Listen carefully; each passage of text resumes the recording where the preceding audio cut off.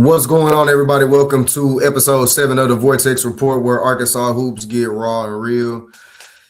You know the deal. If you don't, you'll figure out pretty soon. Like I said, man, we're here. It's me and C12Media. We appreciate you guys for tuning back in. We're talking buckets, boards, breakout, spotlight ballers. Who's putting the state on notice, who's putting themselves on the map in the state. This is all about Arkansas high school hoops. Mainly the boys. We shout out some of the ladies from time to time. We definitely love the ladies' high school hoops. But as you guys know, I am Prep Hoops lead scout here in Arkansas for the boys' side, so that's my main focus. Obviously, if you guys don't know, my boy K played at Russellville last year, so he is a hooper himself. So we obviously seen a lot of boys basketball here, and we want to highlight that and share that with you guys. So we'll get right into episode 7. I'm feeling more familiar, Kay. How you feeling? I'm feeling good. Yeah, I feel we got a good little structure going here. Everything is kind of flowing, bro. I really appreciate you, helping me out and doing your part. You make things happen. I just don't want you to ever forget that, bro. I appreciate you. Yes, sir. Today we're gonna crack it off. I want to highlight some of the guys that I saw over the weekend, Saturday to be exact. I was at the 9th grade showcase. It was the Arkansas Game and Fish Commission freshman showcase at Little Rock Central. And, man, there were some young, talented guys in the building, man. Like, Class 2029 was representing, like, obviously in Arkansas versus quite a few other states. Less 9th graders really tend to play varsity basketball, even in like JV setting. You obviously want to reserve that for your developing 10th and 11th graders, obviously your sophomores and juniors. As many of you guys may know, that's obviously a pivotal year.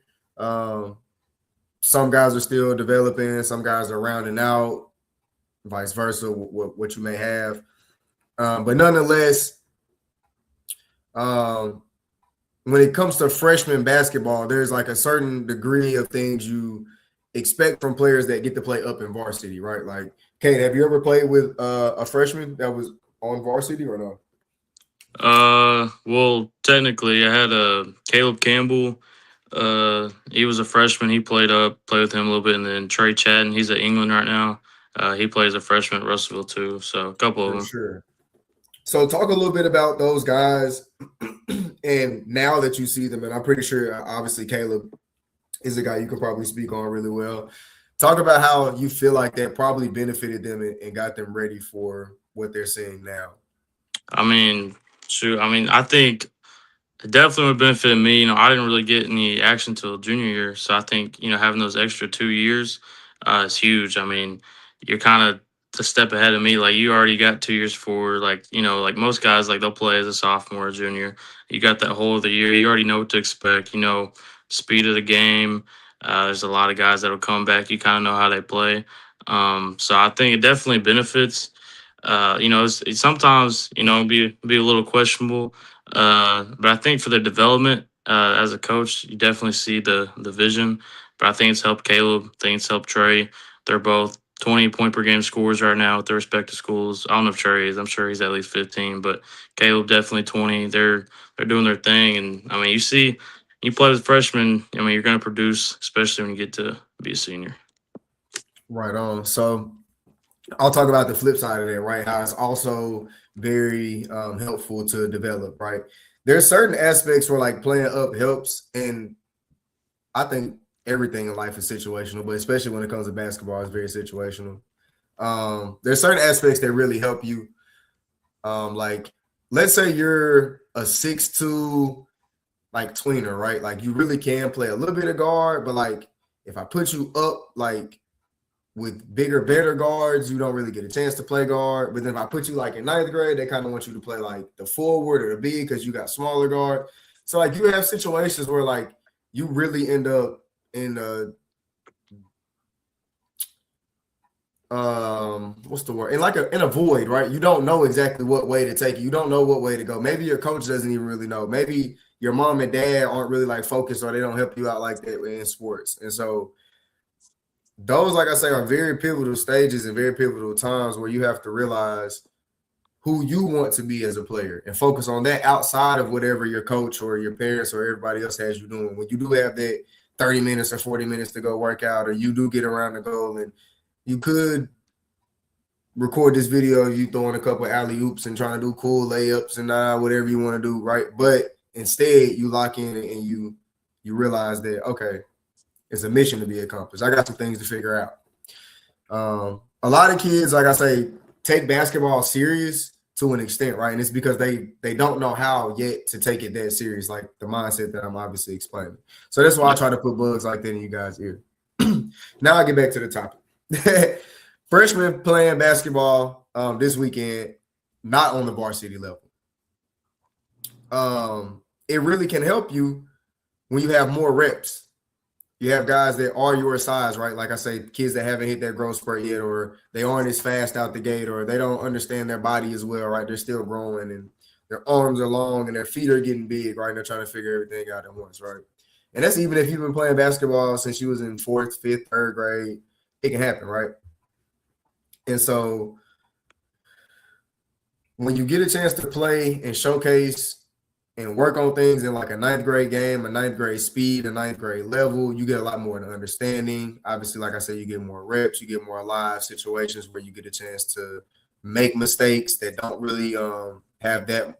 I mean, I would say have effect on the game, but obviously it's not like what you would see, in a varsity setting, right? So I got a chance to see some really good talented guys this weekend, and half of them, and this is really my whole main point to say, it probably took me 5 minutes of the conversation to really say this.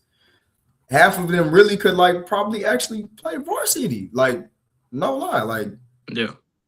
Like I watch basketball here. Like, I'm dead serious. I'm like, okay. So I like that class of 29. Just said all that to really say that. Out of the guys that we know that are already like playing on the varsity level this weekend, a few standouts came to my mind. Let me go back, pull this list up real quick.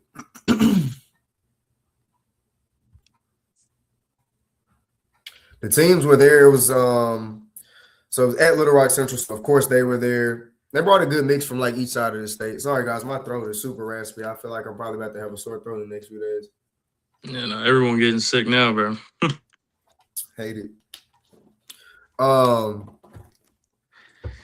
They had a good mix of like Northwest, Northeast, and then like Central. So that was a great mix, and I thought that was cool, especially on the 9th grade level. They had Rogers, like I said, it was Little Rock Central, so they were there obviously. Rogers was there, Fayetteville was there, Bryant was there, Annie Camp and MacArthur were there from Northeast Arkansas.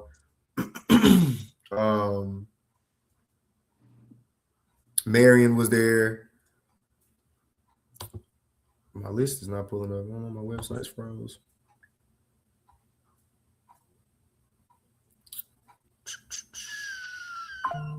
Long story short, they put on some good basketball. There were a couple games that like went down to the wire, and you saw, like I say, you got a chance to really see 9th graders being 9th graders, right? Like mistakes that would never be made, on the varsity level. And I say that obviously, but like I say, everything's situational. I'm obviously speaking in hyperbole there, but things that you really wouldn't think you would see on a varsity level. And so something just caught me completely off guard. That's a mistake. I don't know how that happened. I have to get on that ASAP. I'm looking on the Prep Hoops and I'm looking at something on the page and I'm like, whoa. How did that happen? Yeah.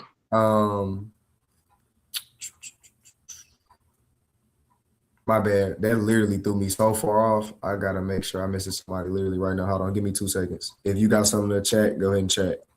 Yeah, I talk about that class a little bit. I was at a Russellville Valonia game, little 8th and 9th grade.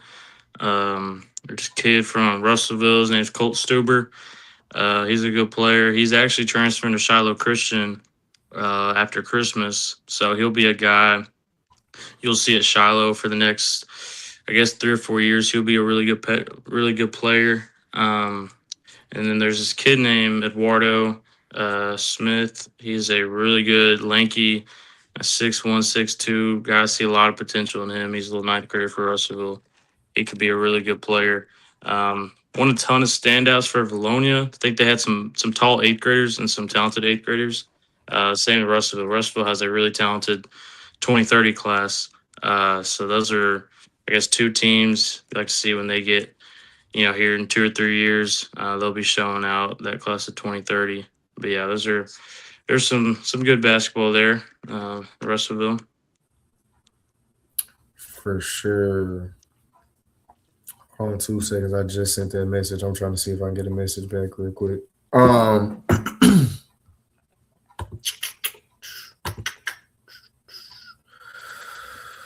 Oh man.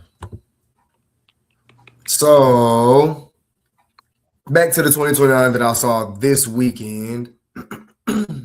Oh my God, are you serious? Everything is making me click on something else.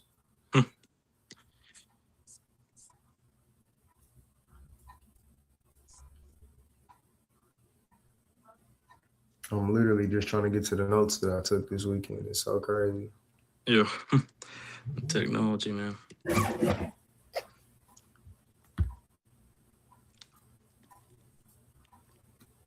Did you go to a game yesterday? I did not go to a game. I know Rushville played Southside, beat them by 25. Zayden had 24. Campbell had 22. Good games from both of them. Yeah. Why is this making me do this?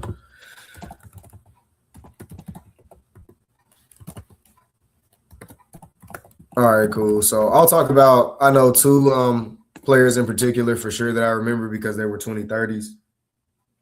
Was LeBron Carter, played at MacArthur. And I've known LeBron's dad. I've known his brother. His brother is actually state champion from Martree, Kenyon Carter, point guard.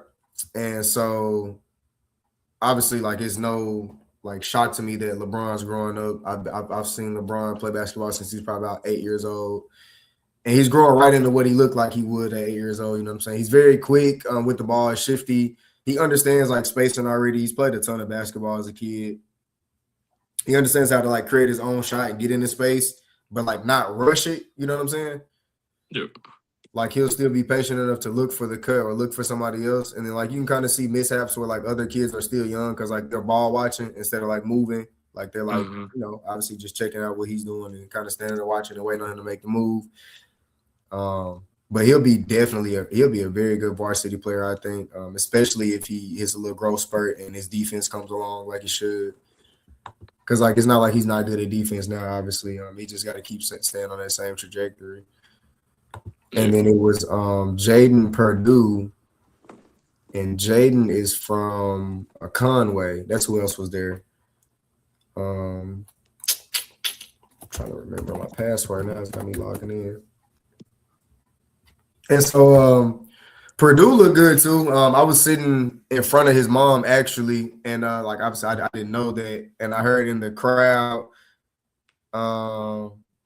I think she made a joke or something about something he did maybe on the court. And obviously I could kind of just tell that it was his mom when she said something else. And then she was like, that boy something, how you could just tell it's a parent, right? And so she mentioned to me that he was in 8th grade and he was playing up. And he was already, like I said, he was already pretty good. He was like a guard duo with the other starting little guard at Conway. But he was kind of, you could tell he was like, once you saw the grade difference, right? And like you were like, okay, he's like, okay, he's better than the actual starting guard, really, because he's a year younger. Yeah.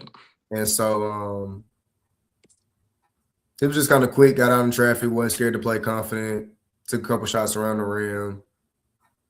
But it'll probably be around Conway for a while. A lot of kids that grew up in Conway literally play Conway basketball like all the way through 7th grade. It's kind of like Jonesboro. Like he was on the team junior high all the way up. Yeah, dude, Conway, when we were in middle school and junior high, there were some killers, bro. Like Kennard Turner, he's at Henderson State now. He was a dude back in 7th grade, but they had some guys for sure. And then so I finally got to this list, bro. I did 30 million things. On the list, obviously, just like the top five that was there. I knew like a ton of players that were there. I just wanted to make sure I had my top five right. I didn't want to miss a name. So LeBron was a part of that. There was a kid, Noah McMahon from Rogers. And one of the coaches is his dad. I didn't know this until I looked at the roster and saw down the paper. But it explains a lot why he plays like disciplined. And he's not just like super skilled or like just you don't think he's just like good. He doesn't just like jump off the page at you, but he plays like the five. He's probably about 6'2" already. But he's solid defensively. Like he has just a knack for the ball. He probably plays football. I didn't ask. And I couldn't find the social media or anything for him. But he probably played football. I could just kind of tell like by the way he tracks the ball and he'll watch a pass come across or get a block on the help side.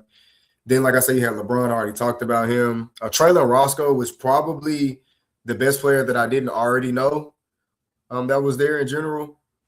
I was talking to Fayetteville, the ninth grade freshman head coach, and he was like, man, this is a kid right here. And I was like, okay, cool. And immediately out the gate, like he won the jump ball, got it back from whoever he tipped it to, came down immediately off a screen and shot the ball. He missed the first three, but it was just like the confidence, like the impact, the know-how. So, okay, cool. So, like, that stood out at first. And then as I watched him more, he started doing a little bit more of that. And then there was a little bit more being made out of the pick and roll. So, like, he would make the right read, make the good pass. Then he would come back and take the shot. He would actually knock down the shot. He was a really efficient three-point shooter. He actually only ended up missing 2 threes that I was paying attention to. He went 3 for 5. I think he had like 14 points. He probably had a little bit more than that. I didn't keep a box score. I didn't keep a score for it. I didn't take a picture after the game. I was just kind of, going off the flow of the game. But he stood out. He's probably 6'3". Yeah. Yeah, he's probably 6'3". And like I say, he's doing that already. And this is just because it's a Fayetteville kid now. He'll be really good with Mitch, but he'll probably be like a opposite of Mitch. Like Mitch can play a little bit inside out hybrid, but like their skill sets will be a little bit different. They can both play a little bit of inside out hybrid, but I think their skill sets will be different. Like Mitch is a little bit better around the rim with touch, and I think Traylon will probably be a better shooter because he's obviously a shooter now. Yep. But yeah, other than that, there was Liam Henry, and I think we've talked about Liam just a little bit here on the pod. One of the best ninth graders in the state. I think on Prep Hoops he's number 4. That's the Marion kid. Yeah. I've seen him. Yeah, very very talented, bro. Just like like I say, this is using hyperbole because we're talking about a ninth grader, but like elite body control, like you know what I'm saying, like for real, like. And I notice the small things, bro. Like, so I'll let people a little bit into the brain of mine, right? And I mean, I'm pretty sure there's other people that watch basketball the same way, right? So it's not like I'm just a genius or something, right? I'm just saying I'm letting people into my vision, right? So I noticed the smallest stuff on the court. He was going up the sideline, right? Look at my board. I don't, but I'll use my clip. I'll use the back of my clipboard instead. So. Cool. This is the basketball court. Go here, obviously, right? They were getting pressed. They took the ball out. They were getting pressed. He was running free up the sideline without the ball. He had made a pass here, you know what I'm saying? It was going to the cut to get the ball back, get it across. And as he reached about right here, his defender was coming, from the middle. The help guy was coming over to try to cover that, steal that pass if it came. Kid here made a move, kind of came his way and made it wasn't a bad pass, but it was a little bit of forward pass because, like I said, Liam was running full speed, so the pass was a little forward, right? And yeah, it was. So if you're, what did I do wrong? I thought my power went out or something. Unplugged my light. So if you're thinking about the side of the court that he's running on, right? If you're running right and the pass is coming from your left side, and It was just the instinct, like I said. It's just a very small, minute detail. So if you think about it, if you catch the ball with this hand, just like how coaches would tell you to play defense, you have a different like wingspan to reach out and stretch this way versus to tap the ball on the inside hand. You learn it in football too. And so it was just like the natural instinct. Like you literally saw, I wish I had it on film, bro, because you literally saw like he went to reach with the right hand and snatched the right hand back and tapped the ball, caught it inside with the left hand, and then just continued to dribble smoothly. The other guy came, he continued to dribble smoothly, went behind the back, and still went to finish in transition. So, like I say, I explained that in very, very small detail, but it was the literal decision that I saw him like make consciously to say, like, nope, this hand ain't gonna get it. Tap, the control behind the back, going back the other way. Ew. Great move, great kid. He will be something to watch for years to come, especially like I say, he'll get with Coach Sammy next year. And then this will start like going crazy. Boom, boom. So he's gonna teach the boy so much stuff that he think he already really knows, and like how much he's gonna get to dive in deeper and dissect it. It's gonna be crazy. Yeah. One thing that's crazy is the coaching like level, like the difference from like ninth grade when you get to high school is like, dude, it's night and day. Like I know for me, like my ninth grade coach, he was real young. He didn't know like a whole lot. I'm sure he knows a ton. Like just, I mean, like compared to high school level, it is night and day. Like you learn so much when you jump up and you just progress and you grow so quick. No, it is. Like I say, I think I had that realization myself just over the years, getting a chance to coach basketball. Like you really see stuff and you like, ain't no way I would have, there's no way I would have pulled that out of my pocket, bro. Like I did not have that in my bag whatsoever. So Oh yeah, me too. Yeah. And then I think also sometimes it's not to the coaches, it's to the level of the players. Because like I'm a volunteer coach at a high school right now here in Little Rock. I don't know, a lot of people don't know, some people do know, right? But the players that we have, bro, it's not their fault. Like I'm never mad at them. Like nobody. Yeah. If you had heard it before and I asked you and you dead serious, knew the answer and you had the answer to it and you just would refuse to do it and stuff, like it would be a whole nother story. But it's just like they've never had that level of workload like applied to them. And so some kids get to ninth grade and they're still the same. Like their seventh, eighth grade coach was really a track coach. They just ended up being the basketball coach.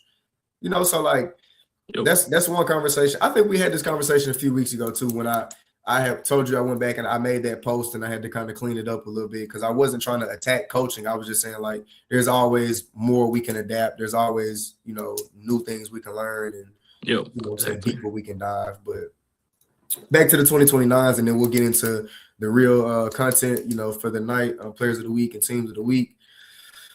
A player that I've started kind of paying a little bit more attention to. I saw actually him play against Marion maybe a month or so ago. His name's Everett Patterson. He goes by EJ. Plays at Annie Camp in Jonesboro as a freshman. And he'll be a Jonesboro kid for sure. He's everything about him. He exemplifies what Coach Swift will love, what Coach Zoe will love over there, and what Coach Weaver would, love to have over there. So he's talented. Like I say, first of all, it just jumps off the page. Like he's got crazy long arms. He's like 6'1" already. Good, kind of guard size. You can tell he got a little tone. Like he like he wants to be in the gym. You know what I'm saying? Like maybe he does a little push-ups. He, takes something serious on his own. Not one of those kids that's kind of slim, no build. That you got to kind of get in the gym, do some, actual workouts outside of just hooping. He's kind of already got a nice tone, nice build and stuff like that. And he, like I say, he just fits the part. Like the swag just kind of comes off of him when he plays basketball. Got a lot of growing to do, obviously, ninth grade.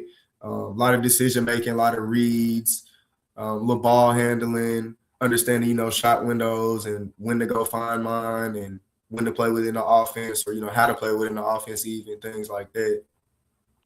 But I think he'll be really, really talented. They played a down to the wire game against – who did they lose that game to?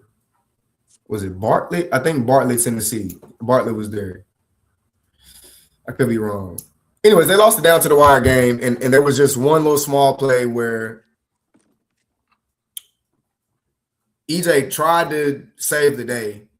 He told his teammate exactly what to do. It just didn't work out. But it's just something that jumped off the page to me that he made a call on his own beside what the coach had told him. It wasn't outside of what the coach had told him, but it was inside of the game plan that the coach had told him as well. And it was like I say, had it been, I don't even know what I mean, the kid just made the shot.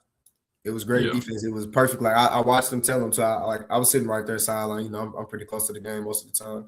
I watched them. It was at a dead ball, came out of timeout, and I watched them run over there and tell them, say, look, point right to this spot. Kid went there, and he actually hit the shot though. So it was really cool to see that. I just understood his defensive mindset, the leadership, all of that stood out from a freshman in a freshman game right there. So all that was from the game, Arkansas Game and Fish Commission freshman showcase at Little Rock Central this past Saturday. So that was kind of our warm up for the night before we get into our breakdowns and what's going on around the state. Real quick, I do want to shout out, we have our first sponsor of the season.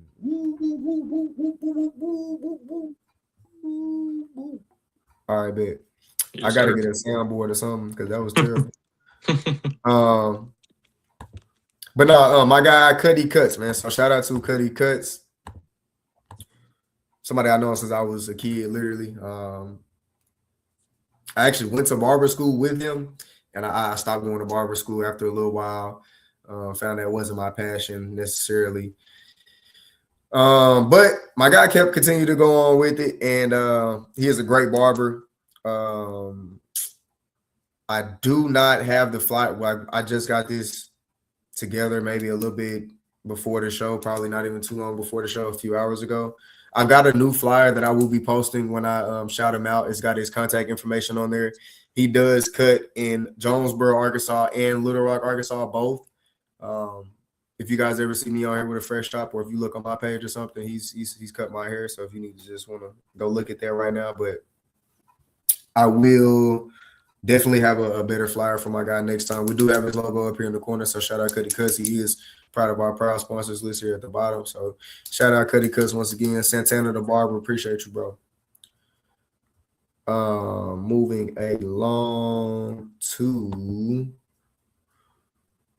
what we got first. What you thinking, Kay? What sound good? So we're going from the bottom down, or we're going from the top. You want to do teams? You want to do players? Let's do players. We'll do players first. Let's players see. up there first. Let's see.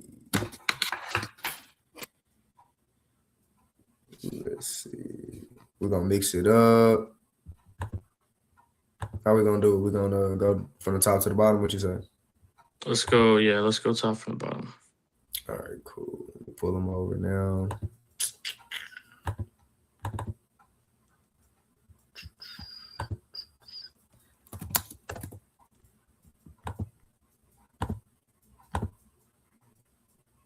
Cool.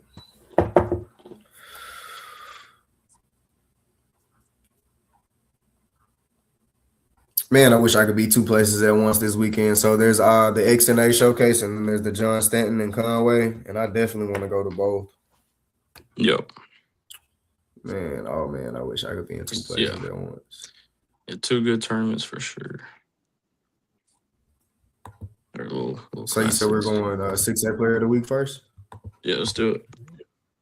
All right. Without too much further ado, I guess, because there's gonna be a little bit. There's gonna be a little bit. Our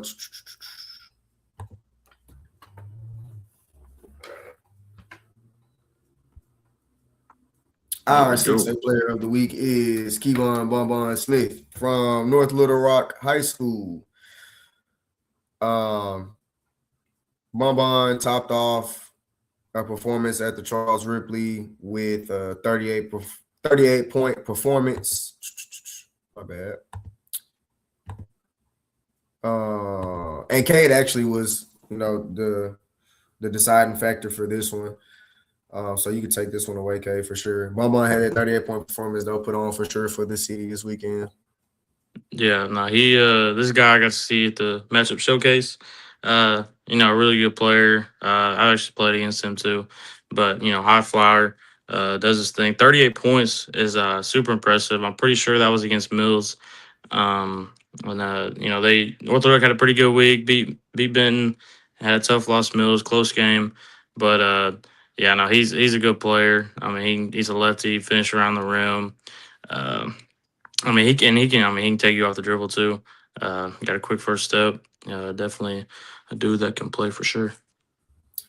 So obviously, like the 38 points is what kind of eclipses him, kind of puts him over the top for our player of the week. But I think it's not just a number to me, because when you look at that team and you look on the dudes on that team and you think like 38, like dog, like Elijah Bryant can go get 30, like Mama can go get 30. Like you got multiple 30-point scorers on that team that's capable. Yep. And I think really when they start clicking, like after this break, like headed in the conference, they'll look really scary around March. Oh, for sure. Like I said, they're pretty deep. They got a lot of young guns, but a little learning with a little time, especially some tough games early on. They put themselves through a little gauntlet. If I'm not mistaken, I think they're 3-2 right now, or they might be 2 or 3-3. I'm sorry, they might be 3-3 or 3-2.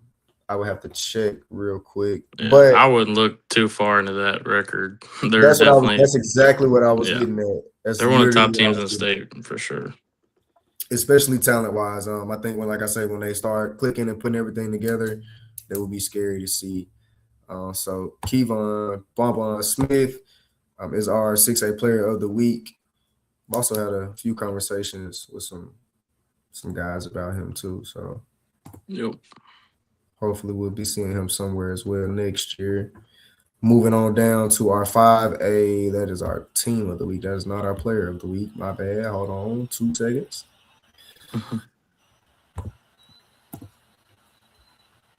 To our 5A player of the week, we've got Marion's own Jalen Neal.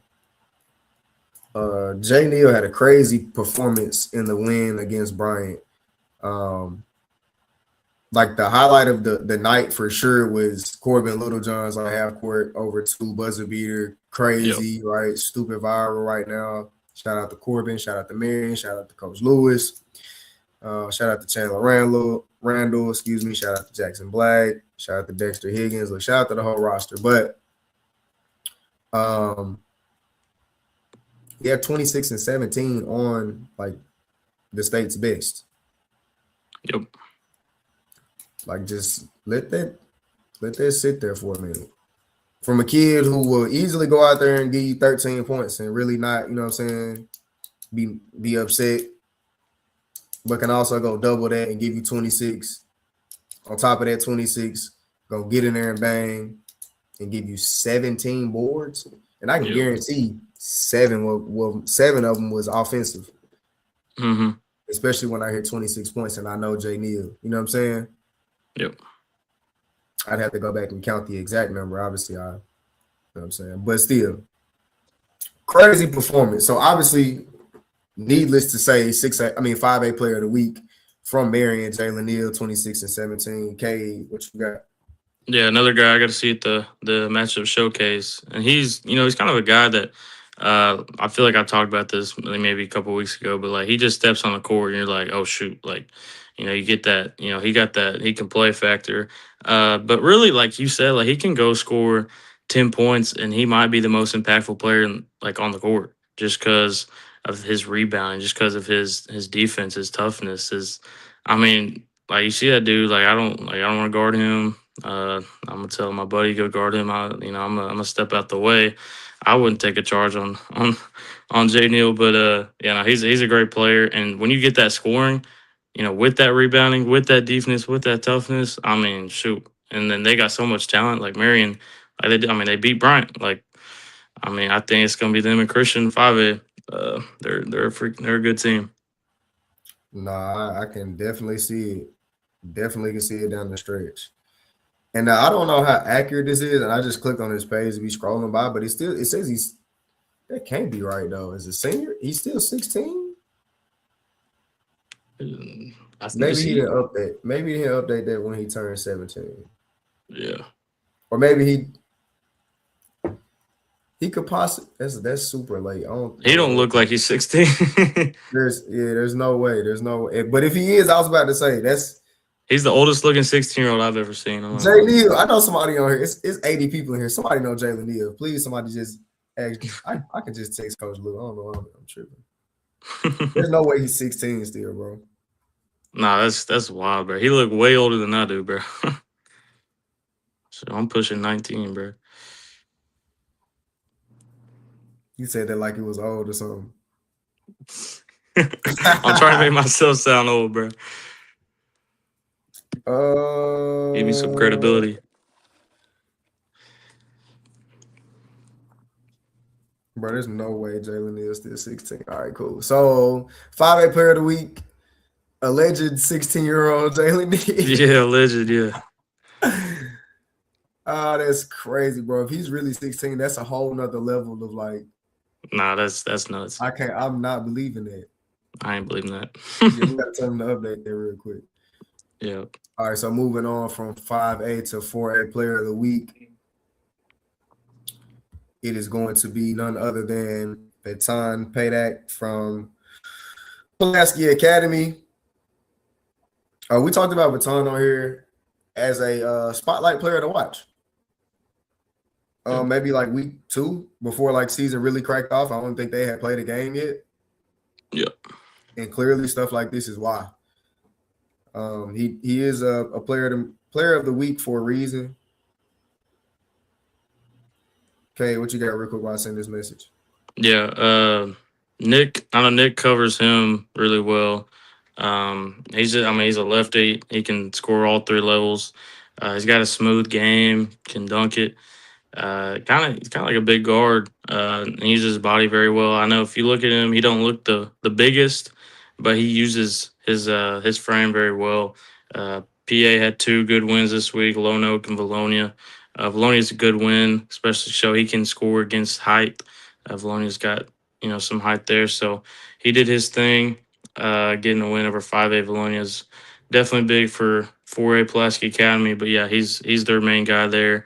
And wherever this team goes, it's going to be, wherever he does is where this team's going to go. The team's kind of on him. That is a very great way to put it. There's Cole Rockwell over there, and he does a great job at kind of playing the wing. And I just left my mind as soon as I was about to say. I hate when that happens. Their point guard. Is it the redhead or No, I don't know, they got a little redhead there. I'll think of it in 10 seconds. The redhead kid is pretty solid, but I think he's more of like a forward. I don't know his name at all either. Yeah. But they both do a good job at helping him. Like I say, he's really good on the ball and like playing at a pace, a poised like pace. He can get upbeat, up tempo, like and make plays, especially like in transition. He's got great vision. He's not scared to take his shot though. That's what I like about him. Like he's not a shot hunter, but like he realizes when, all right, I got space, like or somebody's sagging, like I guess they think I can't shoot. Cool, let me show him.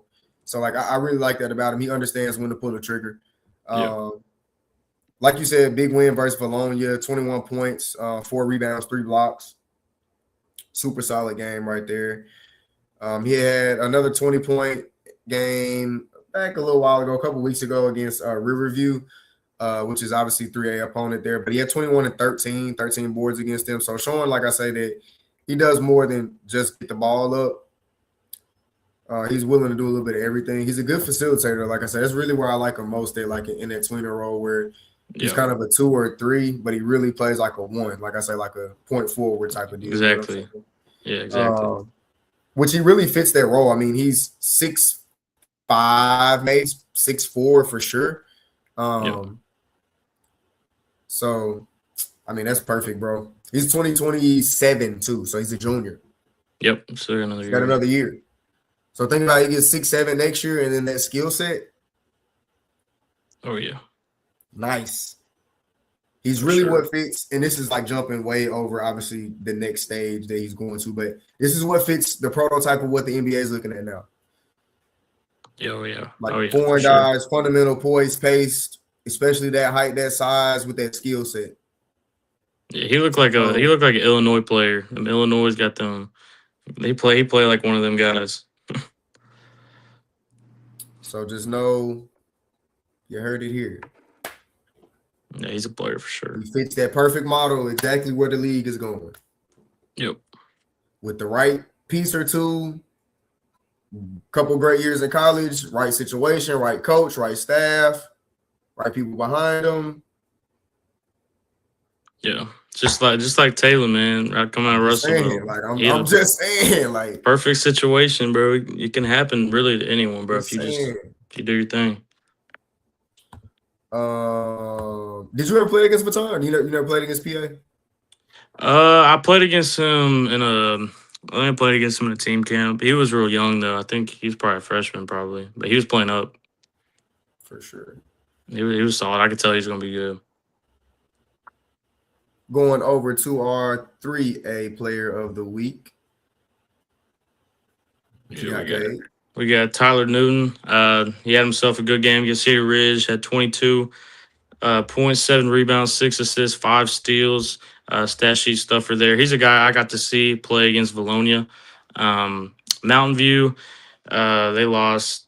It was a blowout there against Valonia, but they actually have a pretty good record here. They're 8-3, and he was definitely the bright spot of the team. You can tell he's definitely their main guy.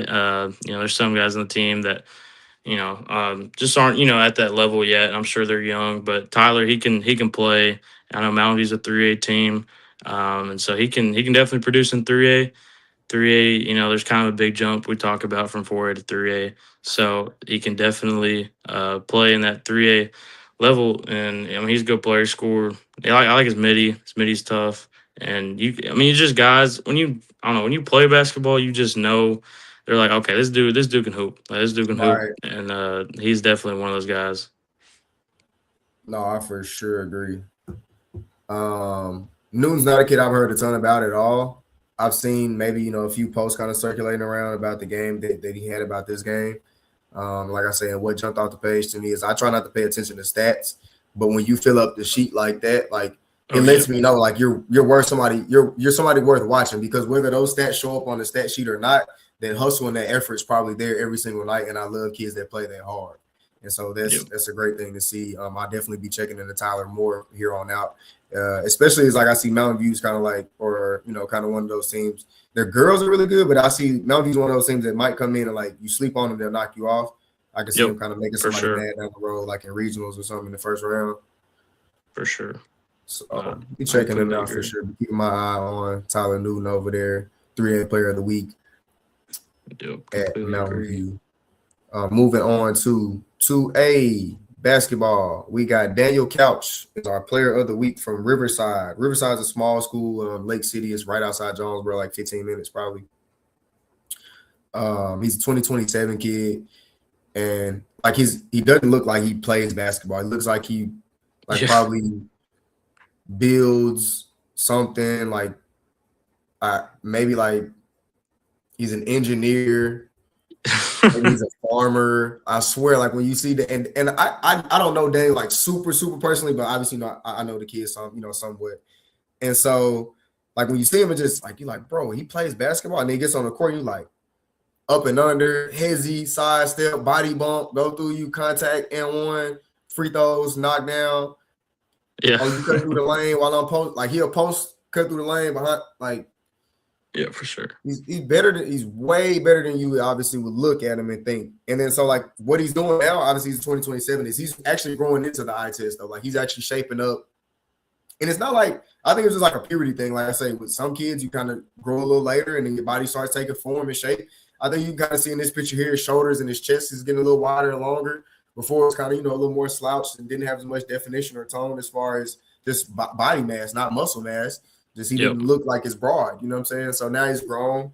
He's getting a little more wide frame, you know what I'm saying? Shoulders getting bigger, like I'm saying. So he's showing a lot of great things that you see from some talented three guards. Like guys, like I say, they're kind of that forward, that tweener, that can kind of go down if you need to dump it in on the inside, play a little outside hybrid, can run the floor a little bit. But like I said, you'll catch him doing most of his work with footwork, finesse, and finishing around the basket for sure. He's got a little touch on his shot, so it's not like he can't shoot it. But Dan's a player that has been stuffing his stat sheet lately. Have you been seeing anything from Daniel? I've not watched him, but I've seen his stats. I know he had 38 points, 9 rebounds, 4 blocks against Mark Tree. I Yeah. know Mark Tree's a talented team, so that definitely pops the eye. I need to check him out. And so, like you said right there, that just lets you know You don't know exactly who he is, but you hear stuff like that, and you're like, maybe I should know. And obviously, that's Exactly. why we're putting these guys on the screen for our viewers out here. If you don't know Daniel Couch, it's not somebody you should sleep on. If I'm not mistaken, I think he ran this summer with the Hawks a little bit. Hmm. Played a little bit on the Adidas circuit. I know he ran with Arkansas Assault like 2 years ago. Um, so Yeah, moving that's along. good. Oh, what you guys say? I was saying no, that's good. Play for the Hawks, that's for sure. That's a good circuit. Daniel Couch, Riverside, our 2A player of the week. Moving along to 1A. Another player we've either had on Spotlight or he's either been a player of the week before, but he's torching 1A, bro. Like, Torching. God, dog. Like, when Cooking. I say torching, I don't just mean like 25, 22, 26, and then he'll get like a 35-point game. I mean like 46, 42, 50. 34, 50. Like, Yeah. Every week. and they like, I mean, they got quite a few games. If you know 1A basketball, you know a lot of those schools, they might not even have a football team at all, or they get started super early anyways. And some of the guys that play football don't play basketball, vice versa, right? And they're one of those teams. So they got like 12, maybe 14 games under their belt before Christmas. But I mean, you got a 30-game season, you come back, you play the other 14 to 15 on the back half of that. And bro, if you stay locked in like that, I don't know who's seeing you come March. Yeah. Like, I don't know. I ain't No, gonna lie, like I don't know. I think he's the best scorer in 1A for Like sure. I'm I don't think legit it's serious. If close. you really watch 1A basketball, and this is no knock, it's just what it is. Like the average score of a game is probably like 58 to 42. I'm sure he's outscored a team by himself this year. I'm sure he has. When I say 58 to 42, I don't mean like one team has 58. I mean like the range of numbers is probably from like 58 to 42 points per game scored. So Yeah. he's literally almost outscoring teams by himself. Yep. I just don't know how you're gonna beat that. And I mean Nevada, 1A, they right there, knocking heads too. Like it's a bunch of like little talented 1A teams. So don't get me wrong, but I'm just saying, like, for the majority, good luck. Yeah. Exactly. But I Good mean, yeah, luck. he's Better a do your player I've scouting. seen. He's Better legit. go He's legit, man. do your scouting report. Go watch some film. Tune in. Yeah, dude, I they're don't know. 19-1 right now. So they got 20 games under their belt before Christmas, y'all. They still got 3 more games till Christmas. They'll be playing 23. I'm sure he's gonna have 1,000 points just this season for That's sure. wild. Yeah, 100%. Don't get me wrong. He's a senior, right? Yeah, because he had 46 against Mina. Mina's not a 1A. They're a 4A if I'm not mistaken. See what I'm saying? Yeah, it's not just he just playing down competition. I mean, he's scoring 46 against 4A teams.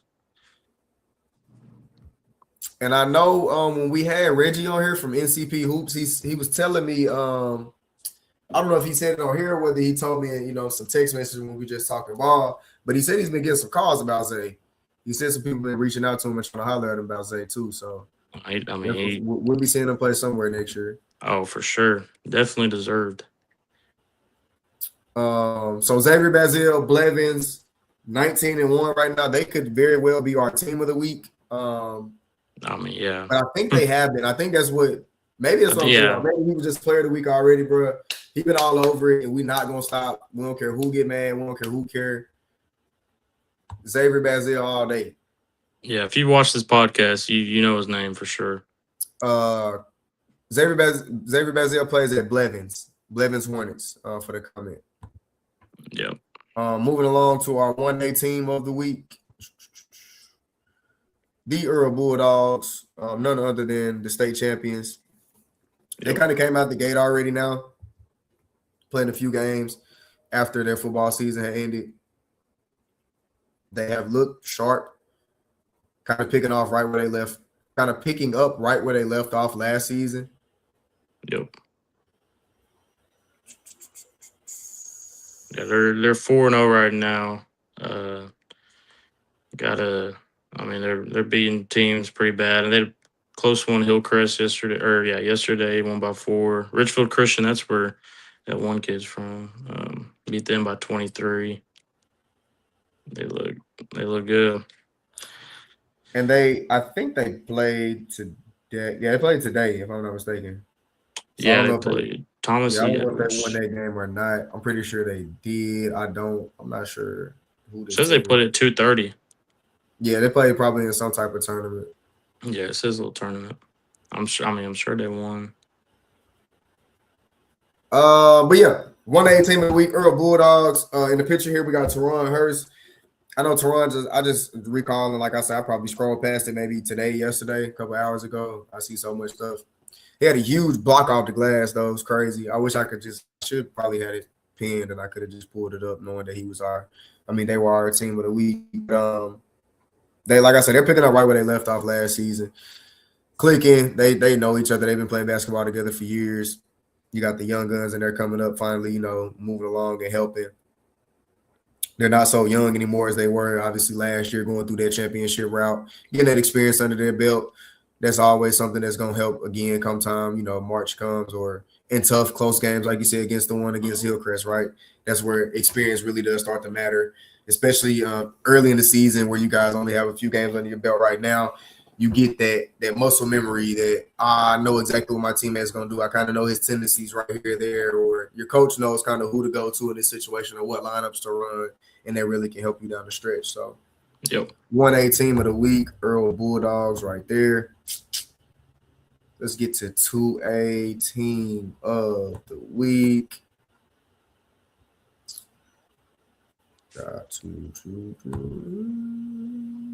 Mount Vernon Enola. So I'm pretty sure a lot of people probably couldn't even tell you where this is in Arkansas on the map. Yep. Hey, what you got? They're 13-2 and 13 straight wins. They started the year 0-2, have 13 straight wins, and those 2 losses were to Eastham, very talented team, and Flippin, another always a good team down there. They've got wins over Wonderview. They got wins over Riverview, Rosebud. Bigville. They got some Were good those teams. losses? My bad to cut you off. Were those losses in that first tournament? Was it in that flipping tournament? Yep. That was flipping in East End and everybody was down there. Mm-hmm.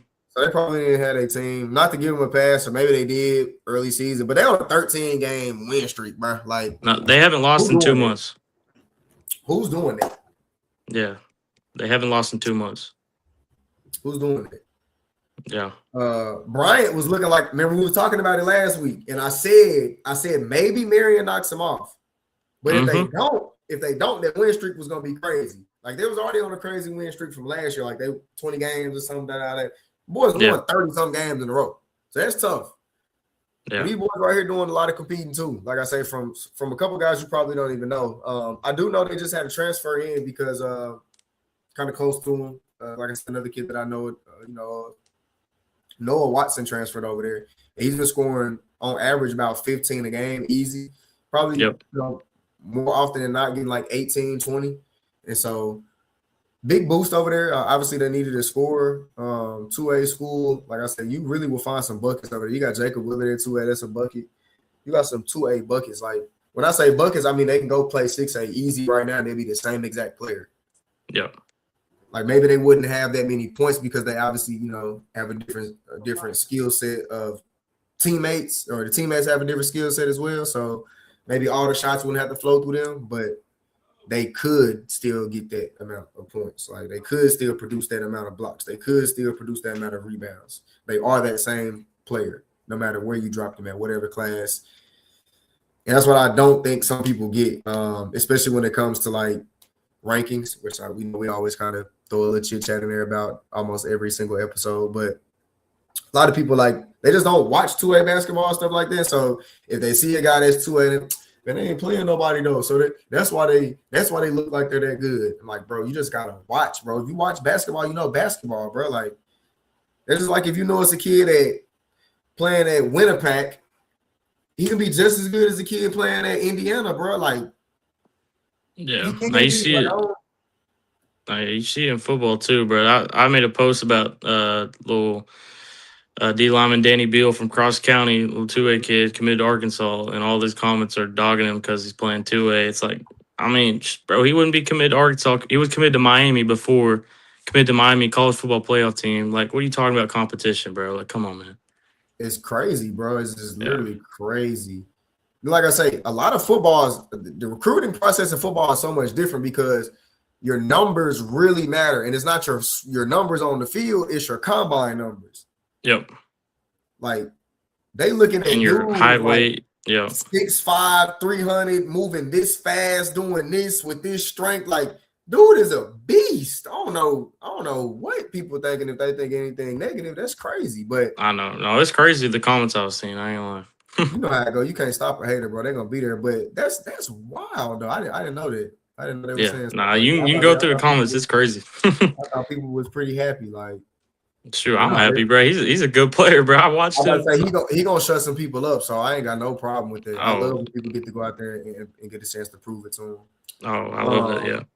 But moving off of that, Mount Vernon Enola is our 2A team of the week, currently on a 13-game win streak. If y'all get a chance, if they play y'all, don't sleep on them. Don't be like, man, we beat them last year. Different look, different team. They ready to rock, man. Check them out. Yep. Mount Vernon Enola 2A team of the week. Moving on to our 3A team of the week is the Gosnell Pirates. 3A didn't have like a crazy standout team this week for real, to be 1,000% honest with you. What you got for Gosnell? You know anything about Gosnell for real? Or have you ever? I know one of their kids. I can't remember his name. We talked about him a couple weeks ago. Marcus. Marcus, yeah, we talked about Marcus. I know him, but they beat Nettleton by 8 on Monday. So I think that's a big win. They lost to East Poinsett, but obviously they're a really good team. Right. Yeah, a team that always competes. And so I mean that was literally the reason why I said they should have been the team of the week, is because of the big win over Nettleton. Yep. Like, Nettleton team that just took 6A Jonesboro, they're so up and down, it's crazy. And I've been saying this all year. Like, if they lock in, if they get on the same path, if everybody's on the same course, they could be scary too. But they have a huge if, though. Like, other people have an if, but they have a huge if. Like, so when you see stuff like this, losing the Gosnell, then you see going to double overtime with 6A Jonesboro.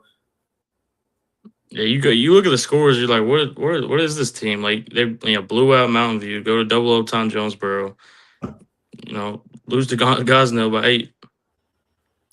I don't know. But this ain't about Nettleton right now. They'll have their time, they'll have their day. This is about Gosnell getting the win over them. And it was a convincing win. I mean, it was a decent 8-point win. It wasn't just like no slouch. It was we were up at the end of the game. Y'all probably had to start fouling. Thought we was gonna miss, and we started knocking down our free throws. I don't have Marcus's stats from that game. I wish I did. I'm pretty sure he played well. I wanted to see who else honestly stood out in that game. I was not able to attain the official score sheet for that game before we did the episode. Yeah. They beat Lee by 20, who's a pretty decent team as well.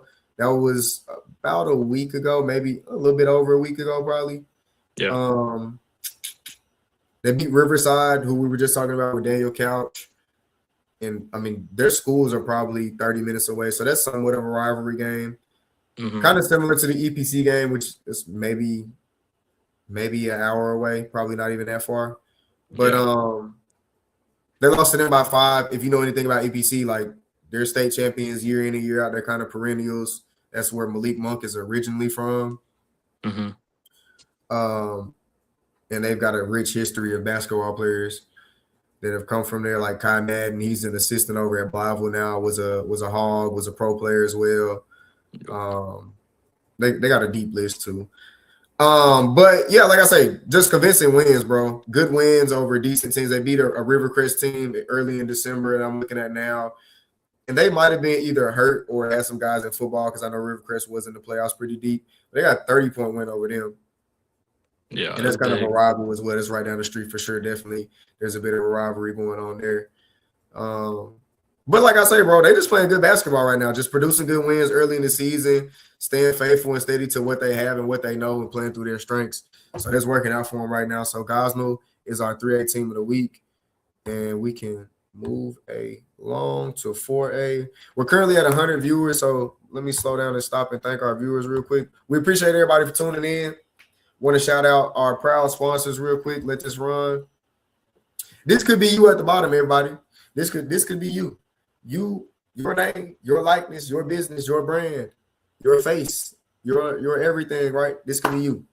We want to help you bring visibility to your brand, your business, our following to get attached to your following and everybody make merry, happily ever after. You know what I'm saying? So if a sponsorship is something that you guys are looking for and you want to increase your visibility to me and Cade's crazy fan base, I'm not exaggerating on that one. Easily together, we probably hit 500K views a week. Yeah. I know Cade's pushing probably half of that easy by himself, depending on the traffic of the post that week. We'll get you over 2 million in a month. What up, though? Yo. Not the best pitch right there, but not for real. All seriousness, if you would like to talk about sponsorships, we have great plans, great deals, great packages. We would love to help you out. You can just email us. You can reach out to me personally. Just DM me. We can get on the phone. I can send you through Brad. However you guys need to make that contact, please do not hesitate to reach out. We take booster clubs, family businesses, small-owned businesses, huge businesses, large businesses. We negotiate and help all deals. All brands with deals. And so please do not hesitate to reach out. Thank you all for viewing right now. We got 100 concurrent, 103 or so. We can't do what we do without you guys. And so thank you once again. We do have our sponsorship going live currently with Cuddy Cuts. So we just want to shout out Cuddy Cuts, Santana the Barber. We thank you for being our first ever Vortex Report sponsor. Hopefully people see this and they know that you trust us with your brand and your business, and then 1,000 things will come flooding in. We literally just got that kind of settled earlier today. That's one of my childhood friends, and he fell through to help me out. So I want to thank him so much for that. Obviously means a ton to be able to have you guys support, be able to give you guys other people that support us, that can support you, that you can support them, right? And like I say, everybody be one big happy family. We don't do it without each other, and I think people fail to realize that often we all need each other. So this is my little segment. Love everybody. Cuddy Cuts, appreciate you. And we'll get back to the business now. ASN, thank you. Shout out to ASN, who is also our proud sponsor. Yep. We got a shout out to the Hampton Bulldogs. Shout out to the Hampton Bulldogs. They are an exciting team. They've been open. They won by like 70 or 80 last night. They hoop, bro. They got real dogs, and it's dog energy. Yep. It's real dog energy, bro. It's like I'm gonna play super crazy hard, tough defense, get the ball, make the easiest, best pass on the court, and then we're gonna slam on you. Yeah, they're a fun team. I love the energy they play with. They were kind of scary last year. I think they just had a few things to put together towards the end of the season, and it didn't click for them. And like I say, obviously, you come back that next year, that experience, things change. Yep. I know I had the pleasure to work with every time I get ready to talk about somebody, their name falls out of my head.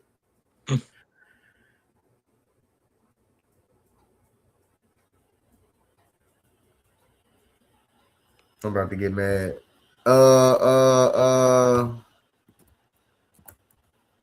He's from Hampton. I gotta think. Hold on, give me 2 seconds. Tyrell Smith. Thank you. There it goes. I got a chance to work with Tyrell Smith earlier this year in October when I had the Vortex Report. The Vortex Sports Blueprint Skill Series. Excuse me. My whole train of thought is off. I finally thought of the name and can't remember nothing else now. You see how my brain works? And so Tyrell was literally, I wanted, between him and Jude, we talked about Jude Roberts from Woodlawn. They were easily the 2 best players at the camp overall out of any grade or anything, but they were both seniors, obviously. Jude's now committed to UAM, which he wasn't previously before the camp. And then Tyrell has had a couple of talks with a few different schools. One specifically, I've talked to them myself about him. They're very interested. His game is like it's so much like you think it's all built off athleticism. I was about to say it's so deceiving, but I mean, I guess that really is the right word. But his game's so deceiving. Like, you think it's all built off athleticism because you see him, he's like springy, he's real long and wiry, he's skinny, thin, like long arms. And then, like, you realize, like, oh, hold on, like, it's athleticism, but it's a lot of power in that frame, too. Like, dude is explosive. He's strong, bro. He's really strong, bro. Like I said, you see thin arms, you see skinny frame. He probably 6'5", you know what I'm saying? Kind of a long neck. Like, you don't really think, like, and then he come through and he grip ball coming through, boom, boom. I'm talking about taking contact, both shoulders, steady finish, and go up and finish two-hand. I'm like, yeah. Like, nah, different type of breed, different, like I say, different type of energy on the court. Put you in the mindset of like a, not really as intense as KG, but like a KG, bro. Like legit. Like very, very much KG vibes, Kevin Garnett vibes for sure. That's Tyrell Smith from Hampton. Kelly Gilbert commented and said, go Hampton Bulldogs. So we want to show them some love real quick. Tyrell Smith is definitely a talented player down there that I've had a chance to work with. If you guys get a chance to go check them out, it's a highlight tape waiting to happen. They love to get on their rim. They play some really good defense. They got a couple of guys who are super athletic. So go check out the Bulldogs if you get your chance to. We were moving along previously before that, kind of got off track here from our 3A team of the week, the Gosma Pirates. So we'll move on to our 4A team of the week. Okay, you want to jump on that? Yeah, we got Nashville, 4A team, undefeated on the season. 2 big wins this week against a really talented Fountain Lake team. They've got 2 or 3 guys I know personally that are really good down at Fountain Lake, so that's a big win at Fountain Lake. And then El Dorado, going up 5A, beating them. And then they beat Lake Hamilton by 15, November, late November. They beat Kirby by 30. Kirby's a team I've watched all year, and they are a very talented team in 1A, so beat them by 30 shows me that, Nashville is definitely a talented team. Go out 5-0. They got some tough teams in their conference. They got Mills. They got, some teams, but I think they'll be good in 4A and definitely getting that state tournament for sure. I agree. I think one of the biggest things and probably the best thing that happened for them was that Bo Bell came back. He went to West Memphis Christian. I don't know exactly what happened. Like, it's not my business. I didn't ask either. I don't know if it was just moving, coaching change, whatever the situation was. It didn't matter, right? But he went back to Nashville, and he's been obviously right in form where he was when he played there last year. They also have Demetrius Shelley, who's another talented kid over there who I just kind of found out about a few weeks ago. Or maybe it was like, I think the first time I really heard of him was like last season, and it was in the playoffs. And then I kind of slept a little bit on it, and I seen him like maybe one time in the summer. And I think I was looking for what AAU team he played for, and I don't think he played AAU at all.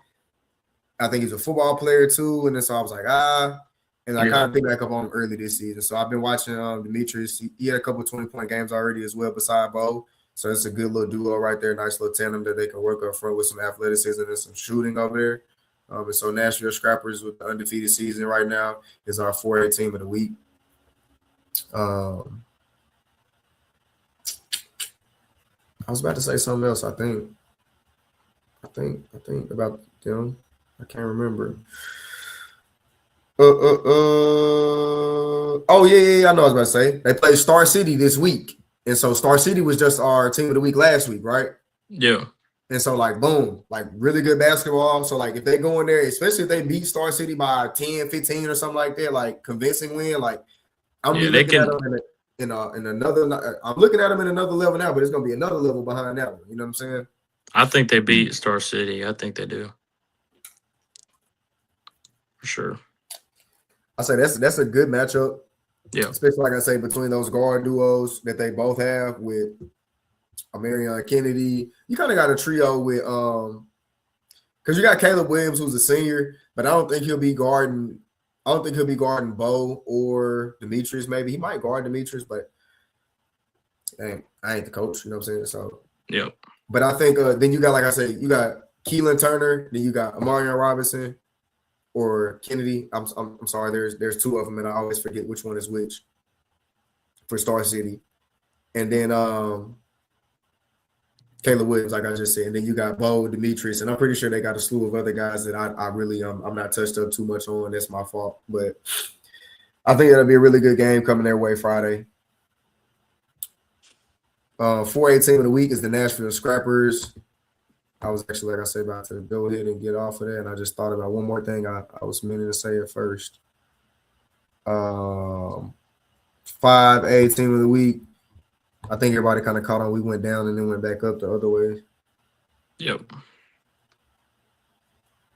My boy, that's my young boy right here, Jay Walk, man. I coached this kid all summer, man. Very talented kid right here. It's not his time to shine, though. We're going to get to him in a second. This is about our team of the week. This is about the Maumelle Hornets. What you got, Kat? Yeah, Maumelle, team. It was actually the last team I played against in my high school career. They knocked us out in state tournament last year, and they lost most of that team. It's kind of a new team this year, and you've kind of seen it. They started the year 2-6. Kind of something I predicted, and nothing that I don't like Maumelle. I think they're a very talented team. They just had they got a lot of young bucks. They got to get to speed, and they have. I mean, they're getting more to speed here. They beat BB by 30 on Friday, and then the big one yesterday, beating Conway by 15. That's a huge win for that group. Definitely boost some confidence. Starting conference play here this week, playing Parkview. So that'll be, I think, honestly, I just weird. I could see that game being a blowout. I also could see it being a really close game, especially at home, Maumelle.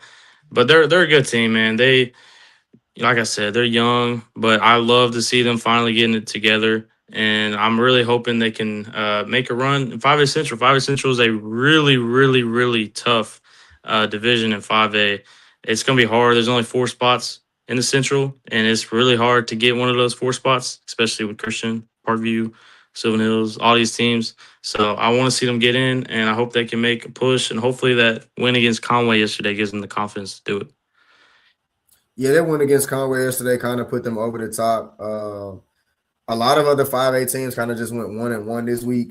They had a huge 30-point win against BB and then a 20-point win against Conway, who's also a solid team. So just clicking this week, like I say, team of the week, I think people have to kind of understand. This is one of the things I just thought about while making the pick itself. Because I was kind of, I just always think about crowd feedback, right? I just always think about the potential feedback. And on this one, like you could have went with maybe 6 other teams. You could have went with almost anybody in the 5A this week. Like it really wouldn't matter. You could have made a case for them. Just because the 5A, like we say, all across the board, not just the Central, is that deep. It is that tough of a conference. I think people have come to realize that over the past few years that, especially with as many teams that move in and out of that conference, it's so hard to get settled and get used to and seeing the faces and the coaching and the styles and where you're going to play at. It changes. It just does. And so, those things play a factor into certain things that change time to time, year to year. But this is about this week. 2 great wins this week. Not about the rest of the season or not about what's past them in the season already. It's just about getting it right, kind of riding that wave, finding those stretches of games that you can win and knocking them out to the best of your ability, right? Especially like we say when you have a super tough a super tough schedule like they do. They're playing Parkview and North Little Rock back-to-back. They play Parkview Friday and then North Little Rock Saturday. Golly. Yeah, so it's just tough. It's tough. Like that's ball to be played. You know what I'm saying? It's something that you really got to look forward to. Waking up, icing, stretching, grinding, getting a win. You know what I'm saying? Getting a loss, taking a loss, whatever. You know what I'm saying? Whichever way it goes, doing it again the next day. Icing, stretching, film, study. Take care of yourself. Season's a grind, bro. It's a grind. You gotta get right back to it. And if you don't figure out how to put these little small stretches, if you come in and you lose that game to Conway, which is a winnable game, then what if that one win matters at the end of the season? You drop that game because you were so focused on, man, we got Parkview Friday. Yeah, so, I think a thing that really gets that players think about way too much is non-conference, man. Like, dude, non-conference, I want to play the toughest teams. Like, I'll tell Chenault, man, give us the toughest teams. I want to play all the top teams because then that's going to help us in conference. Like, we already played all these top teams. Shoot, like, these guys, it's nothing compared to, what we played. So I think they got to see it like that and be like, hey, we played all this competition, all this. Let's take that. Let's not look at the W. Look at the L. Let's take it, move in the conference, and then we can use that. For sure. And like you say, we were talking about how young they are, and that's just maturity. That's going to make those young guys mature. It's going to make you realize, okay, maybe it ain't about going to win 28-0 and going to the state championship. It ain't, bro. It ain't Cinderella dreams, bro. Y'all still got a couple years, man. It's maturity in it, you know what I'm saying? And it's even for like the young leaders of the team. And that's a team that'll be very scary next year. And the team that, like, I mean, in class, it's not just like crazy deep or like with super like top heavy standouts right now is the 2027 class. They'll be led by a couple of very solid 2027 next year, which I think was a very smart, I'd almost say game plan by the Hornets, by the coaching staff. Like some of the kids that they got or brought over, or whatever the high school transfer portal. I ain't gonna get into all that, right? But very, very, very good ideas, right? They got Kenan Johnson in 2027, who's able to go give you 30 points, right? As a junior, who's still actually learning. It's not like he's just I'm him. Like this, is what I do. It's like he's learning how to go get that 30 still, but he's still able to go get it. And so you got other 2027s over there for sure. You got some 28s. You got Cam. I was about to say you got some 27s and 28s. So you got like Cam. You've got Jackson Walker that came in from Joe T. Plays kind of that forward hybrid. Those are two very talented 2027s that go alongside their leader in Kenan Johnson. You got some 2028s over there, like sophomore here. We see Jalen Walker, a kid that I'm very, very close with. Love Jay Walker to death, man. Coached the kid all summer. Had some very good times with the kid on and off the court. Had some teaching moments, had some growing moments, had some moments where we got to sit down and learn some things, that things don't always play out like this. Took some very good wins, took a tough loss or two. And really, like I say, just got better together. But he's a kid that has grown on me so much because I see him growing and growing and growing. And it's not from the really skill set standpoint, because he's really talented enough to really get on the court with a senior. Like, he probably outscore a lot of the seniors, even in the 5A. Bro can shoot the ball. Like, he's accurate. He's deadly when he gets on fire. He's crafty. He's a little shifty. He can score around the rim a little bit, mid-range too. Like, he's not bad at any of it. But there's huge learning jumps, like I say, that come from when you're used to scoring and being a scorer like 8th and 9th grade, and then you hit varsity basketball, you got to learn how to play and do everything else just as high level. It's not like you can't do it. It's not like you're not good at it, but you have to do it just as high level. So he's a great player that I see. He's shaping up and figuring those type of things out. Happy for him.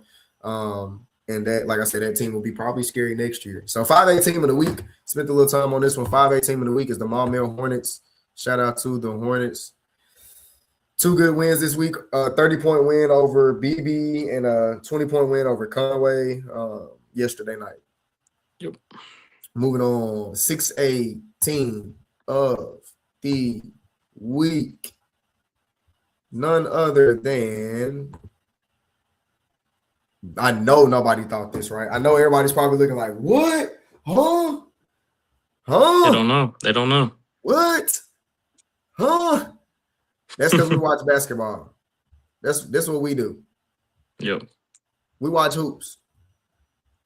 We get out. We get in the gym. We get on YouTube. We follow the live streams. We text the coaches. We talk to the coaches. We text the players. We talk to the players.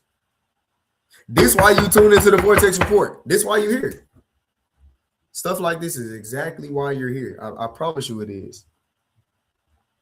So the Mounties are currently just on a 4-game. Not like just on a 4-game, you know what I'm saying? On a 4-game. Their last loss wasn't actually even into an in-state team. They did lose before that to an in-state team early in November, actually twice. But they only have 3 losses on the season. They're putting it together really well. They beat tough teams like Conway, which when I say tough, I mean Conway don't jump off the map in the 6A like, oh, they're going to come here and stomp you out. But they'll play you down to the wire any game, any given night. You know what I'm saying? Oh, they're a great team. Possession game sometimes with them, right? And so that's how it was with them. It was a possession game. They won by a bucket. Rogers did by 1 point, 58-57. Good win there. Got a near 40-point win over Harrison. Good win there. Solid 20-point dub over Siloam Springs. Good win there. Very solid win. Now maybe you say, like we kind of get to chatting about often, those Harrison being 5A and Silent Spring being 4A. You might have a bone to pick or whatever else. But like I say, Conway, and this is who I always kind of fall back on. They beat Jonesboro, second game of the season, very early in the season. But they beat Jonesboro. They beat 6A contender. Beat them. Yep. So don't just think like when we say like other teams like Harrison and Conway, Harrison and Silent Springs, that it's not teams like Conway and Jonesboro who are also 6A dogs. But like I say, only 3 losses on the season on the current 4-game win streak.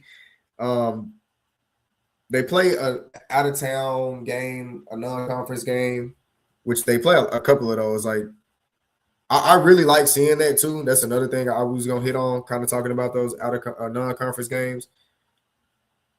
I love the in-state, jargon and top guys here, top guys, this and that, because obviously that's what I do. Like, my job. Like, I pay attention to who's better than who, quote unquote, right? But I love seeing us play national competition, bro. Go beat the team in our neighboring state that won 3 titles in the past 5 years. Like, I love that, bro. Please, let's go do that. Yep. So, like, even just like with the X&A showcase, and I'm just shouting out Northwest Arkansas at this point. But, like, they have out-of-state teams coming in that are quality, really good out-of-state teams, bro. We need more of that. We need more of it because we can prove ourselves on the national level, which means nationally we're more known for better high school players, which means more high school players get recruited in Arkansas, which means we have accomplished our goal. Yep. So Rogers is our 6A team of the week, not to be slept on, bro. One of those teams that I think pop up on our team of the weeks often. And some viewers out there, like I said, if you don't watch a ton of basketball, if you don't really scour the whole landscape, if you really only focus on your team, you might have played Rogers once or twice and beat him by 15. And you're like, man, Rogers, what? But you just have to watch them as a whole. You have to go check it out. You have to view them. You have to look through things. You have to do your research. You have to get down to the nitty gritty. You got to analyze these things. You got to check it out. So our 6A team of the week is the Rogers Mountains. And that's all for the actual content tonight. I figure we might get a few comments. We got 126 viewers. I would like to go show some tape, some highlight, some film on some kids. If anybody has people that they would like to comment down below, just let us know. I can pull something up real quick. I can share my screen. It's currently 10 o'clock. We've currently been on for an hour and 22 minutes, and we currently have 126 concurrent viewers. We appreciate you all for tuning in with us tonight. We're not going anywhere just yet. Okay, and I appreciate you for being here, brother. Shout out to C12Media. You guys go follow C12Media on Instagram. You can book my guy whenever you need to for your pictures and videos, for your games, any sporting events, media day events, interviews, I do it all. Graphics. My guys got you, bro. He got you. It's in the bag. It's nothing. It's light. So please do not hesitate to hit up Cade if you need any good work done. I'll travel, bro. I'll travel. You hear him? He gonna pull up on you. He gonna come to you. He gonna make it easy on you. He gonna make it easy on you. Hey, right price, I'll travel, bro. So if anytime you need to talk numbers, hit up C12, man. Hit up Cade. Yep. Great visuals right there. Good graphics, good quality graphics.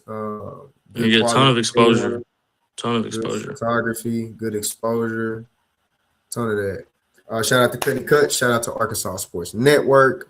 Shout out to Vortex Sports. Shout out to Prep Hoops. Shout out to Arkansas as a whole. And we still, okay, we got a comment. Okay, we got some love. We got some love from YouTube. Shout out Trice Official, Trice High. Great work. Appreciate you for the love, bro. We definitely appreciate you for the love.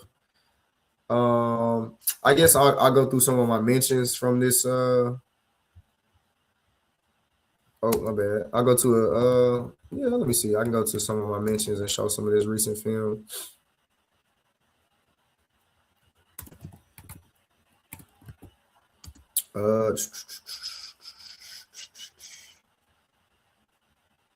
There's no way. I'm hilarious. Okay, cool. So in my mentions too, and I guess I'll just talk about it. I'll just kind of go through some of the. I guess I'll just run down some Never mind. Hold on. No, I'll just share my screen. That's what I'll do. I'll just share my screen. That'll be a lot more simple.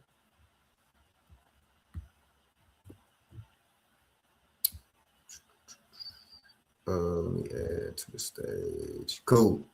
So just hit. Obviously, I watched this game on live stream last night. Every second, every minute. Went to overtime. It was a great game. Against Whitehaven out of Tennessee.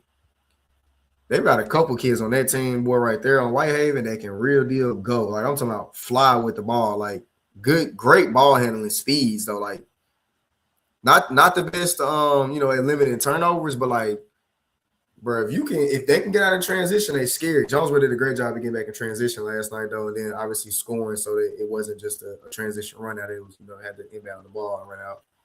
But obviously we see here senior BJ Knowlton completed. Delivered a complete performance. I can't even read none of that. Delivered a complete performance, delivering 28.6 rebounds and 4 assists in that win. Very good win. He got to the rack super easy a lot of times, and then like was met by hard contact at the rack. But like getting to the rack is like first man, like boom, boom, like I'm gone, like you're not even there. Was just getting greeted by contact at the rim, was able to finish well. Looks like we got a tick from Lily Reed here over at Sheridan. Knocks down her 33rd made 3 of the season, scoring 14 points with 8 rebounds in that game there. Got freshman 2029 Wilson Reed. We talked about him a bit here. Got great mechanics. If you can see there on the shot at the bottom of the screen, very smooth on the release, great footwork on the plant, steps into it nice, squared, shot up and in. Good shooter.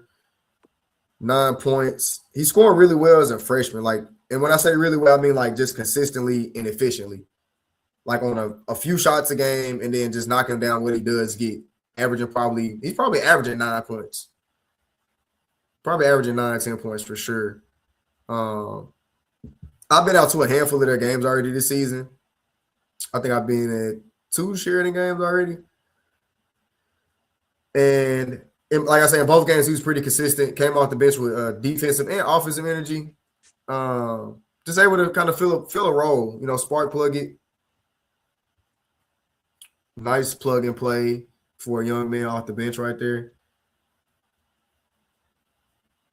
Right here, we got a young 2030 Gabe Filani at Mills, who's having 117 points over 8 games.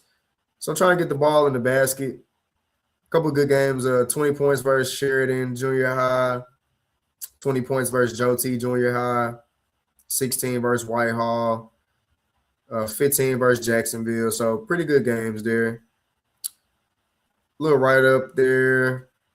Jackson Harp, another player that we talked about quite a bit over at Gravit. Still continuing to produce. So it wasn't like it was just, he playing good that week, or like, no, I mean, this kid that I've been watching all year this year, he can go. Very talented. Like I say, very just consistent player. Very consistent player. He's going to give you the same thing every game, every single game. Understands his role, knows how to play it really well, sticks to his strengths, fundamental, good athleticism. Not like he's a slow or slouch or just like a paced kind of player. Like he's got some speed to him. He can get up. He can keep up with faster guys.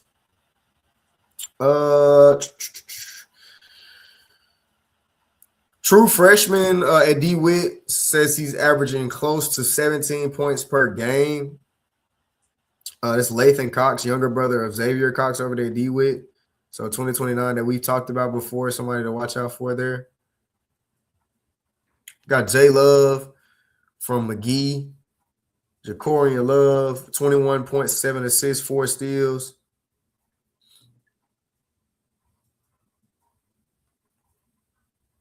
This is a kid that I've kind of caught on to here recently. He's a 2029. I believe he's still playing. I believe he's playing varsity basketball, if I'm not mistaken. From everything that I've seen, he's playing junior varsity, but he's in the 9th grade. So I've been confused. I've been trying to kind of figure it out. I haven't been able to actually catch a game of him. And I just caught wind of who he was maybe 2 weeks ago. Spencer Sugg, maybe, or Shug. I don't know if I'm saying that right, but Young guy there in the mentions. Evan Allen is a player over at Siloam Springs, somebody who we just kind of mentioned. He's a player that can go. He definitely will be a collegiate player somewhere next year, probably up there somewhere in Northwest Arkansas, one of the Washita Baptist, North Ark, something like that. Very fitting for those type of schools. Yeah, I Talented played guy. against him. I played against him. He's a good player. He's been playing since he's a sophomore. He's really good. Very A talented tall young kid. man. Tall kid. I see MJ's name here. Malik Ward is another kid. We talked about Trey Rhodes a little bit, the kid from Texarkana, Arkansas, or Arkansas High, I should say. But Malik's his teammate, his partner in crime. He can shoot the peel off the ball. Somebody that Reggie also talked about from NCP Hoops when he came on. And Malik is averaging a dub, if I'm not mistaken. I think he's averaging right at 20 points. He's shooting the ball really well, though. Just extremely, extremely well from deep. Just knocking down almost everything he gets. But he's one of those shifty kind of shooters that'll shoot off the bounce. So he catches a lot of players off guard, like obviously on the shot release. And it's not a shot that you really get to contest really well a lot, but he can shoot, catch and shoot, contest. I like what I've seen from him, though. Got Baton there that we just talked about. Garen High last night against Bergman, who's a really good 318. 21 points, 3 assists, 4 rebounds, 2 steals, 1 block. Class 2028. The sophomore getting it done. Garen is easily a top 20, top 15 sophomore, you know what I'm saying, type of guy in the state. Possibly even top 10. As you can see here, understands that he can score the ball. He understands that he can score. Like, he understands that he can get to it in different ways. Like, you see him get into the lane, stride, stop, bump. Right here, we see him getting shifty, kind of, in and out, pull up from the mid, fade. We just saw him get downhill, finish in traffic. Probably going to shoot the ball off the screen. Step back 3. Like I said, I've scouted the kid a ton. So, but if you look at this and I don't, like I say, people love to say who you're playing against, Mechanics don't change. When you look at game in and game out mechanics, it don't matter who I play against. If this is how I play, it's going to be good enough. And so I think more kids need to kind of understand that. More people, parents, fans, everybody kind of need to get that wrapped around their mind. But this is the type of stuff that translates. Skills like this translate. Not just, like I say, to this year, to game, to next year, but from level to level. When you go from high school to JUCO, you go from JUCO to D1, you go from D1 to pro overseas, you go from pro overseas to the league, etc. These skills, like, if he plays pro overseas in 15 years, he going to look just like this. Exactly what I mean. Some of you guys, your whole game will have to change from who you look like in high school if you want to be that type of successful.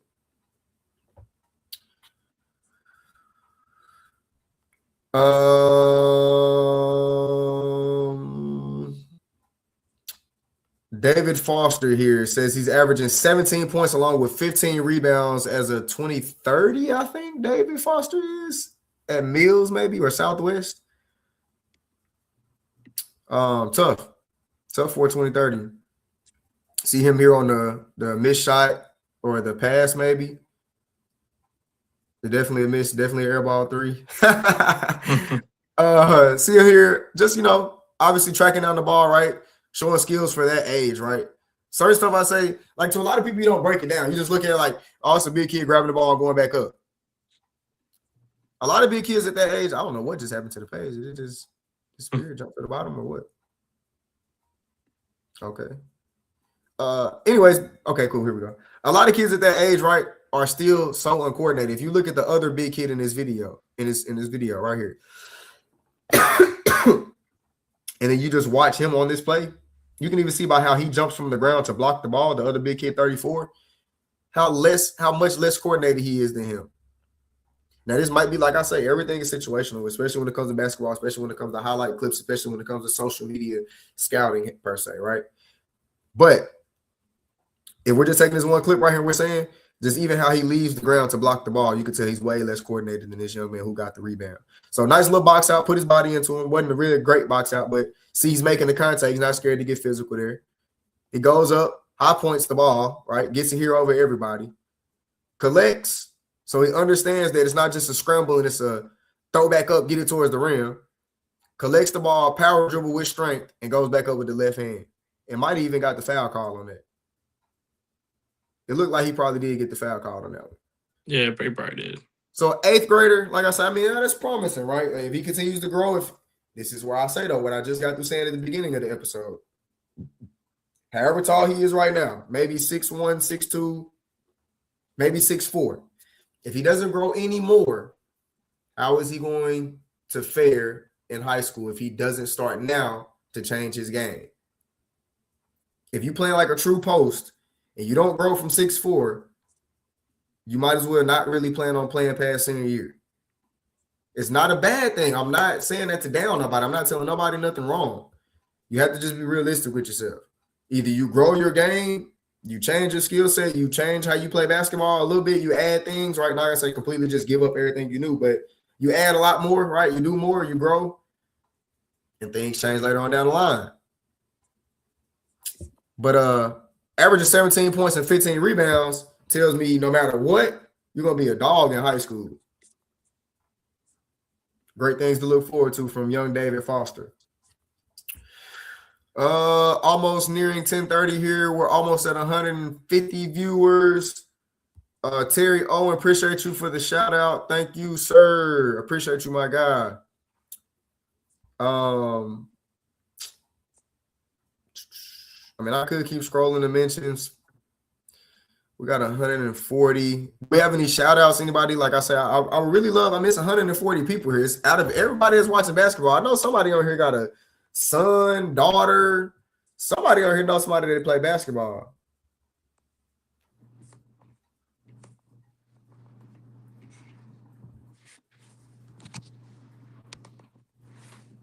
Just comment a name.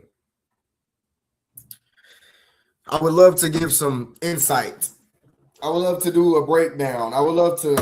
That's what we're going to start doing too.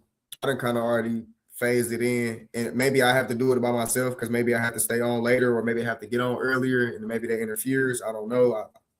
We'll talk about that. But I want to do like first quarter breakdown. Like from whatever game. It's a bunch of stuff, bro. I'm going to do for sure. I'm definitely going to do. Right now, I'm waiting on at least one. Where we got 150 people, bro. I can't get one comment of a player to look up. Y'all ain't got nobody y'all want me to highlight on here. It's coaches and all on here. Y'all ain't got no player y'all want me to highlight on here. Come on. Now, if I already highlighted them, I understand. I ain't mad at you. But we probably highlighted everyone, bro. We've been on it. 50, 60, 70, huh? All right, we'll let TJ Brown get his little shine. TJ plays the same every game. He's a football player that plays basketball. So if you know anything about them, you know they are some of the best basketball players ever.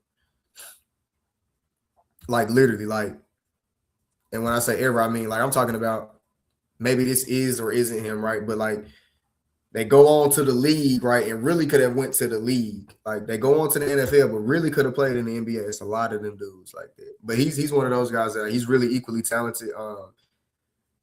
Probably football's got a slight edge, obviously, but very good basketball player too, willing to contribute in definitely different ways. Doesn't always show up on a stat sheet like this. Sometimes it's 5 points, 8 rebounds, 4 steals. Sometimes it's 2 points, 2 rebounds, 2 steals. But like I said, the intensity, the effort, the knowledge, the hustle, all of that's there game in and game out. It never goes away. The versatility, the way he'll play. He'll come in the game and sub in for the 4, and then he'll come in the game and sub in for the 1. I swear, like he literally played 1 through 4. It doesn't matter. So really dog energy. I guess our last shout out right here would be Leighton Weaver from that same game versus Whitehaven. Hey, Leighton showing me a different bag right now, though, bro. I ain't gonna lie to you. The ref called travel, but I wish I could go back and pull it up, bro. I gotta start clipping stuff. Like my mind just so photographic. I don't even. He did the meanest. Man, we got time. We got time. I think I can get to it. Let me see.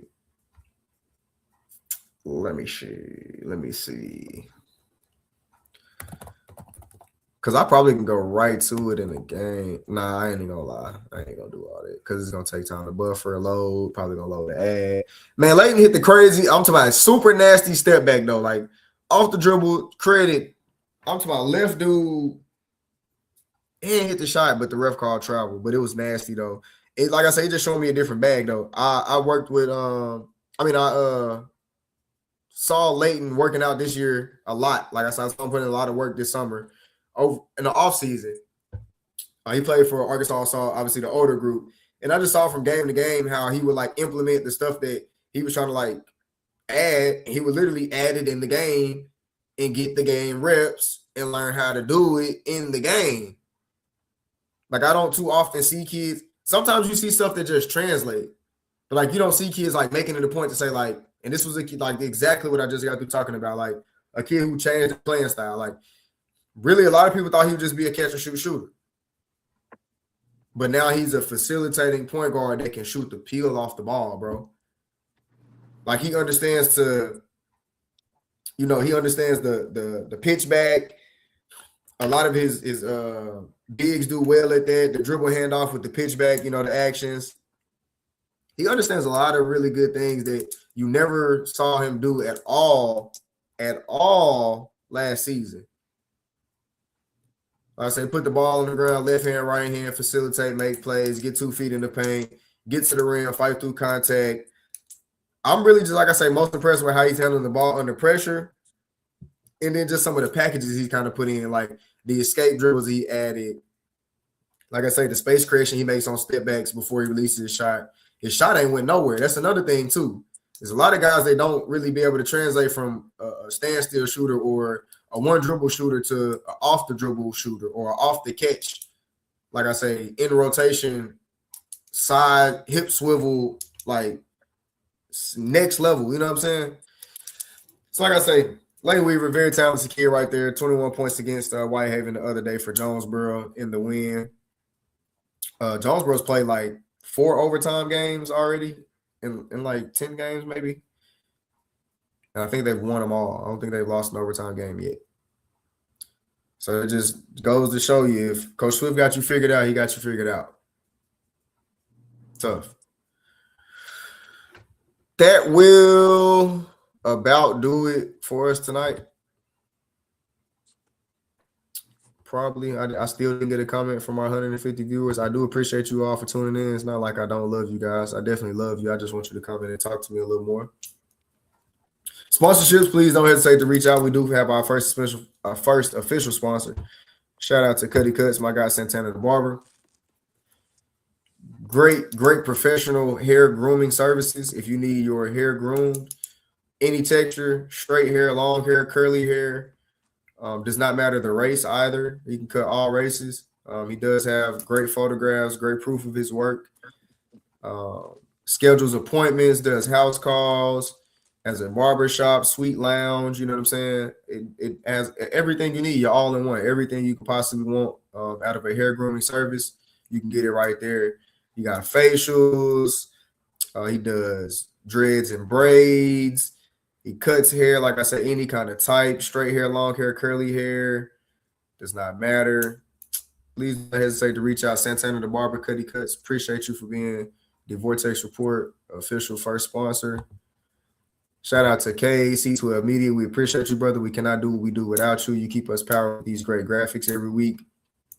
You keep me powered with great ideas. You're a great young man yourself. You come on here and talk and show these guys some love. So it's always due that we give you that love back. Appreciate you, Cade. Sure.